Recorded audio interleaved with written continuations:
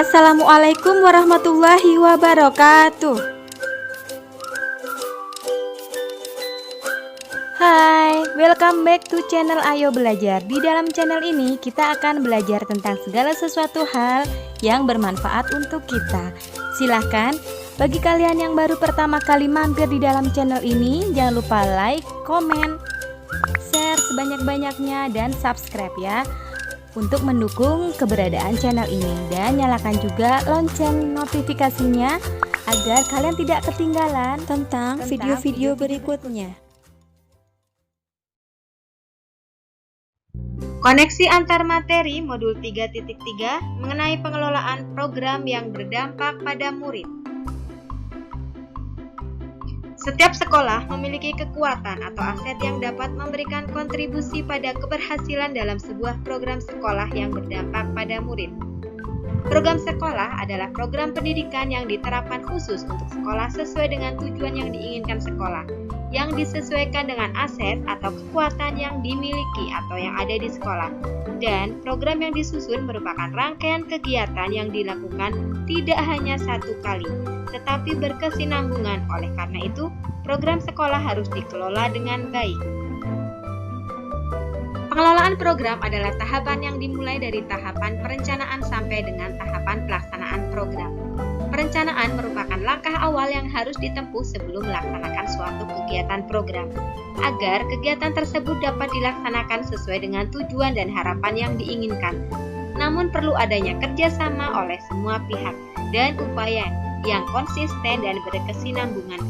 Dalam merancang sebuah program sekolah yang berdampak pada murid, dapat dilakukan melalui tahapan bagja yang menggunakan paradigma inquiry apresiatif, yaitu pendekatan kolaboratif dalam melakukan perubahan yang berbasis kekuatan. Kerangka perencanaan program dengan alur bagja.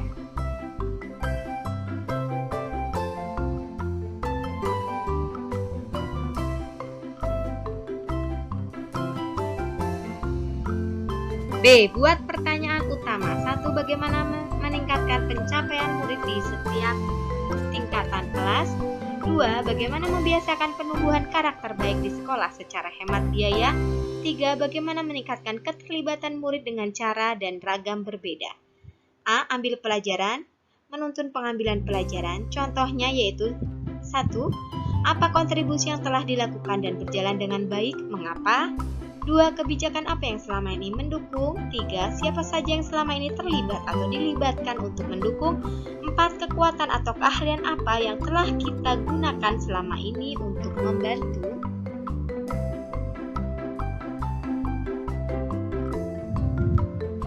Kemudian G. Gali mimpi, menyusun narasi keadaan ideal. Contohnya yang pertama, seperti apa orang-orang yang terlibat di dalamnya terlihat, bertindak, berpikir, dan merasa. 2. Bagaimana penampakan lingkungannya secara fisik.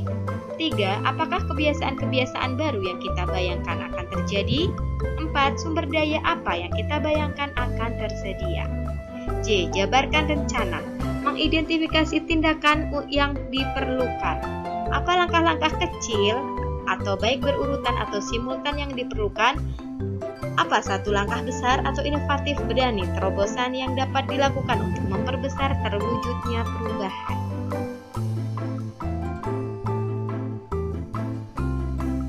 A. Atur eksekusi, membantu transformasi rencana menjadi nyata. Siapa yang akan terlibat untuk mewujudkan rencana? Bagaimana mereka mengkomunikasikan dan melaporkan kemajuan kepada siapa? Siapa yang bertanggung jawab? Siapa yang segera akan menindaklanjuti atau memberikan umpan balik atau suatu laporan?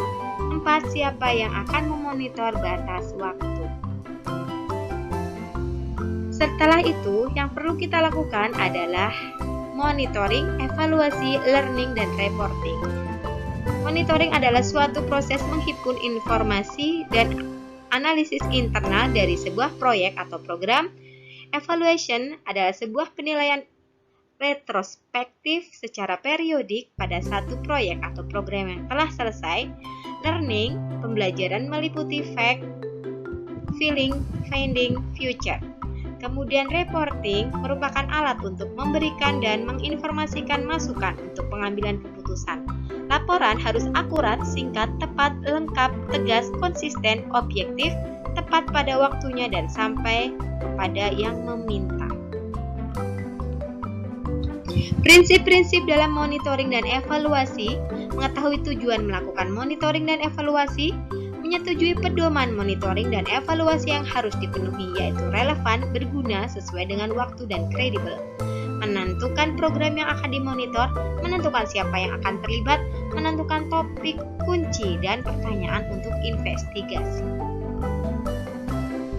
Mengklarifikasi sasaran, tujuan aktivitas, dan langkah-langkah untuk berubah, menilai kontribusi yang diberikan, menganalisis dan menggunakan informasi, memutuskan bagaimana informasi diperoleh, menjelaskan data, etika dan proteksi data, kemudian mengidentifikasi informasi yang perlu diketahui. Learning atau pembelajaran menekankan pada proses refleksi yang diperoleh dari tahapan monitoring dan evaluasi. Fact atau fakta, catatan objektif tentang apa yang terjadi, feeling atau perasaan, reaksi emosional terhadap situasi, finding atau temuan, pelajaran konkret yang diambil dari situasi tersebut, kemudian future atau masa depan, menyusun pembelajaran di masa depan. Manajemen risiko. Kita harus memperhitungkan manajemen risiko dalam pengambilan suatu program sekolah. Risiko merupakan sesuatu yang memiliki dampak terhadap pencapaian tujuan organisasi. Beberapa tipe risiko di lembaga pendidikan meliputi: 1. Risiko strategis, yaitu merupakan risiko yang berpengaruh terhadap kemampuan organisasi mencapai tujuan. Risiko keuangan merupakan risiko yang mungkin akan berakibat berkurangnya aset. Risiko operasional merupakan risiko yang berdampak pada kelangsungan proses manajemen. Risiko pemenuhan merupakan risiko yang berdampak pada kemampuan proses dan prosedural internal untuk memenuhi hukum dan peraturan yang berlaku. Risiko reputasi merupakan risiko yang berdampak pada reputasi merek lembaga.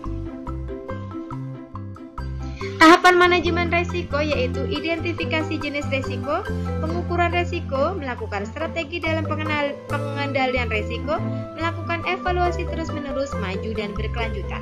Hasil pemetaan sekolah dijadikan dasar untuk melihat aset-aset atau kelebihan sekolah. Aset tersebut dimanfaatkan untuk membuat program yang berdampak pada murid. Dengan begitu berarti sekolah telah melakukan inquiry apresiatif dengan mengoptimalkan kelebihan aset sekolah dengan membuat program melalui langkah bagja. Kaitan antar modul, kaitan dengan modul filosofi Ki Hajar Dewantara yaitu program sekolah yang berdampak pada murid dapat mendukung merdeka belajar dan menuntun murid agar kodrat alam atau potensinya dapat berkembang secara optimal. Kaitan dengan modul pengelolaan aset sekolah, program sekolah yang berdampak pada murid bisa dilakukan dan berjalan dengan baik, yaitu dengan mengoptimalkan serta memberdayakan aset sekolah agar lebih daya guna. Kaitan dengan modul inquiry apresiatif, program sekolah yang berdampak pada murid dapat dilakukan dengan pendekatan inquiry apresiatif melalui langkah bagja. Melihat kekuatan sekolah lalu dikembangkan agar memiliki ciri khas, yaitu pendekatan kolaboratif dalam melakukan perubahan yang berbasis kekuatan. Kaitan dari semua materi dengan peran saya sebagai guru penggerak, tugas guru penggerak adalah untuk mewujudkan merdeka belajar dan menuntun murid dalam mengoptimalkan kodratnya. Karena itu, guru penggerak harus mampu memetakan aset sekolah, mengelola aset tersebut dan memanfaatkan kekuatan yang dimiliki sekolah atau inquiry apresiatif dalam merencanakan atau merancang program yang berdampak pada murid. Ketika aku bermimpi sendiri, itu hanyalah sebuah mimpi. Ketika kita bermimpi bersama, itu adalah sebuah kenyataan. Karena itu, ketika kita bekerja sama, itu adalah penciptaan surga di dunia. Demikian adalah koneksi antar materi modul 3.3. Mudah-mudahan bermanfaat. Guru bergerak Indonesia maju. Wassalamualaikum warahmatullahi wabarakatuh.